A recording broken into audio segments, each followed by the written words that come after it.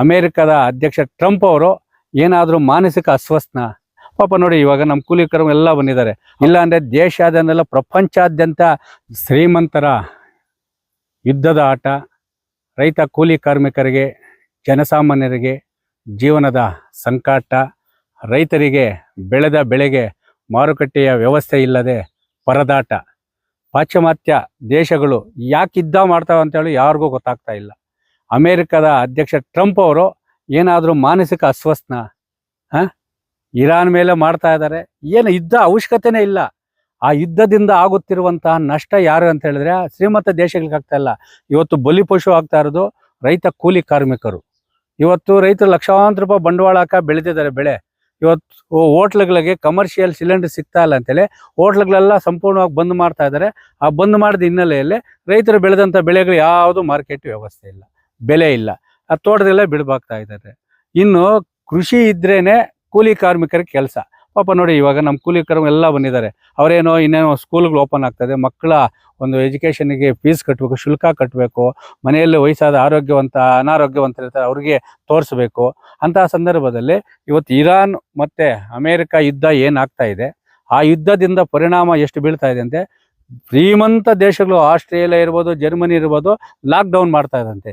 ಏನಕ್ಕೆ ಲಾಕ್ಡೌನ್ ಅಂದರೆ ತಿನ್ನೋ ಊಟ ಸಿಕ್ಕಿಲ್ಲ ಅಂತ ಲಾಕ್ಡೌನ್ ಮಾಡ್ತಾ ಇಲ್ಲ ಅವರು.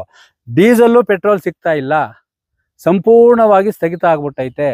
ಡೀಸೆಲ್ ಎಷ್ಟು ಕೊಟ್ಟರು ಗೊತ್ತಲ್ಲ. ಯಾಕಂದರೆ ಇಡೀ ಪ್ರಪಂಚಕ್ಕೆ ಅತಿ ಹೆಚ್ಚು ಅಂದರೆ ಡೀಸೆಲ್ ಪೆಟ್ರೋಲನ್ನು ರಫ್ತು ಮಾಡೋದು ಅಂತ ಹೇಳಿದ್ರೆ ಇವತ್ತು ಇರಾನ್. ಇಂಥ ದೇಶದ ಮೇಲೆ ಇವತ್ತು ಟ್ರಂಪ್ ಏನಕ್ಕೆ ಅವನು ಸ್ವಾರ್ಥಕ್ಕೆ ಇವತ್ತು ಅರಳೋ ಮರಳೋ ವರ್ಷ ಆಗಿದೆ ಅವನಿಗೆ, ಇವತ್ತು ನಾಳೆ ಸಾಯ್ತಾ ಇದ್ದಾನೆ. ಅವನಿಗೆ ಇದು ಅವಶ್ಯಕತೆ ಇತ್ತ ಯುದ್ಧ? ಅವನೇನು ಮೆಂಟಲ್ ಆಗ್ಬಿಟ್ಟಿದ್ದಾನ? ಯಾಕಂದ್ರೆ ಅದೇನಾನಿದ್ರೆ ವಿಶ್ವ ಸಮಸ್ಯೆ ಇದೆ, ಮಾತುಕತೆ ಪ್ರಕಾರ ಬಗೆಹರಿಸ್ಕೋಬೇಕು. ದಯವಿಟ್ಟು ಹೇಳ್ತಾ ಇದ್ದೀವಿ, ಯುದ್ಧ ನಿಲ್ಲಲಿ, ಜನಸಾಮಾನ್ಯರ ಬದುಕು ರಕ್ಷಣೆಯಾಗಲಿ. ಇಲ್ಲಾಂದರೆ ದೇಶಾದ್ಯಂತೆಲ್ಲ ಪ್ರಪಂಚಾದ್ಯಂತ ಜನಸಾಮಾನ್ಯರೇನೋ ದಂಗೆ ಎದ್ದಿದ್ದಾರೆ ಅಂದರೆ ಟ್ರಂಪು ಹೊರಟೋಗ್ತಾನೆ, ಇರಾನ್ ಅವರು ಹೊರಟೋಗ್ತಾರೆ. ಆದರೆ ಇವತ್ತು ನಮಗೆ ಬೇಕಾಗಿರೋದು ಶಾಂತಿ ಮಂತ್ರ, ಅಶಾಂತಿ ಮಂತ್ರ ಬೇಡ. ಯುದ್ಧ ಬೇಡವೇ ಬೇಡ, ದಯವಿಟ್ಟು ಯುದ್ಧ ಬೇಡವೇ ಬೇಡ. ಯಾಕಂದರೆ ಏನೂ ಮಾಡದ ತಪ್ಪಿಗೆ ಇವತ್ತು ಅಮಾಯಕರು ಬಲಿ ಆಗ್ತಾ ಇದ್ದಾರೆ. ಇದು ಅಮೇರಿಕ ಇರ್ಬೋದು, ಇಲ್ಲ ಇಸ್ರೇಲ್ ಇರ್ಬೋದು, ಇರಾನ್ ಇರ್ಬೋದು, ಆ ದೇಶಗಳಲ್ಲಿ ಬಲಿ ಆಗ್ತಾ ಇರೋದು ಅಮಾಯಕರು. ಆ ಯುದ್ಧದ ಒಂದು ಚಟದಿಂದ ಇವತ್ತು ಬೀದಿಗೆ ಬೀಳ್ತಾ ಇರೋದು ಜನಸಾಮಾನ್ಯರ ಬದುಕು ಮತ್ತು ಕೂಲಿ ಕಾರ್ಮಿಕರು. ಇಂಥ ಸಂದರ್ಭ ಯುದ್ಧ ಬೇಕಾಗಿತ್ತಾ?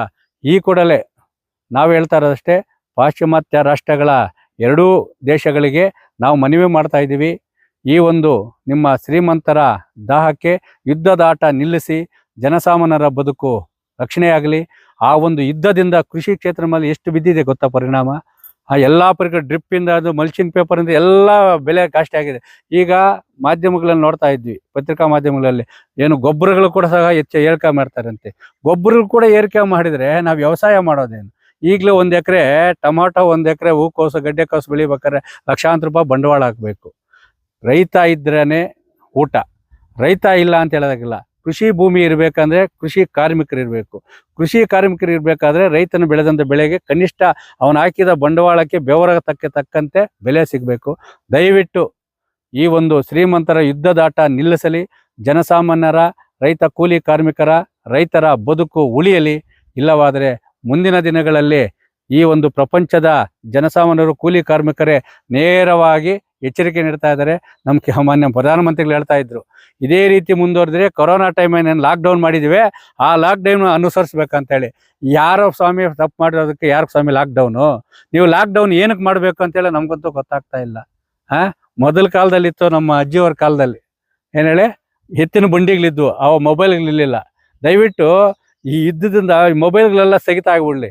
ಆರೋಗ್ಯವಂತರಾಗಿರ್ತಾರೆ, ನಡೆದಾಡ್ತಾರೆ, ಬಂಡಿಗಳೆಲ್ಲ ಹೊಡ್ತಾರೆ. ಮತ್ತೆ ಎತ್ತುಗಳು ಅದು ಒಂದು ಸೊಗಡು ಬರ್ತಾಯಿದೆ. ಅದನ್ನು ಬಿಟ್ಬಿಟ್ಟು ಡೀಸೆಲ್ ಸಿಕ್ಕಿಲ್ಲ, ಪೆಟ್ರೋಲ್ ಸಿಕ್ಕಿಲ್ಲ, ಗ್ಯಾಸ್ ಸಿಕ್ಕಿಲ್ಲ ಅಂತೇಳಿ ಜನಸಾಮಾನ್ಯರ ಮೇಲೆ ಕಲ್ಲಾಕುವಂತಹ ಯುದ್ಧ ನಿಲ್ಲಲಿ, ಶಾಂತಿ ನೆಲೆಸಲಿ ಅಂತೇಳಿ ಕೂಲಿ ಕಾರ್ಮಿಕರ, ಜನಸಾಮಾನ್ಯರ, ರೈತರ ಪರವಾಗಿ ಪಾಶ್ಚಿಮಾತ್ಯ ರಾಷ್ಟ್ರಗಳಾಗೆ ನಾವು ಕೈ ಮುಗಿದು ಕೇಳ್ಕೊತಾ ಇದ್ದೀವಿ. ಯುದ್ಧ ನಿಲ್ಲಲಿ, ಶಾಂತಿ ನೆಲೆಸಲಿ, ಜನಸಾಮಾನ್ಯರ ಬದುಕು ಉಳಿಯಲಿ.